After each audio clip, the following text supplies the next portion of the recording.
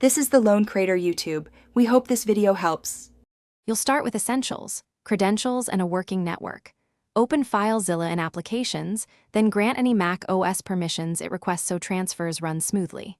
In the top bar, type the host, username, password, and port, 21 for FTP, 22 for SFTP, and click Quick Connect.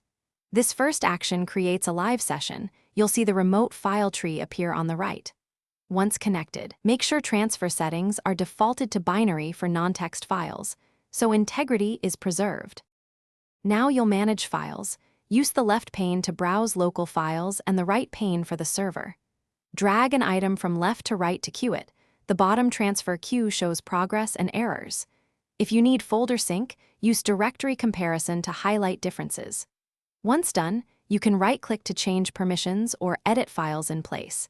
This saves time when updating configuration files. Make sure to monitor simultaneous transfer limits to avoid timeouts and control bandwidth effectively.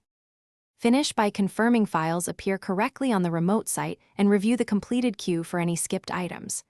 Disconnect from server disconnect when finished, then quit Filezilla. This prevents accidental changes. If a transfer fails, first re-enter credentials and try passive mode versus active mode, because NAT and firewalls often block active. Once done, check Mac OS firewall and router port forwarding. If you still see errors, restart the router and reconnect. That often clears stale sessions. Thanks for watching. Consider subscribing if we helped you.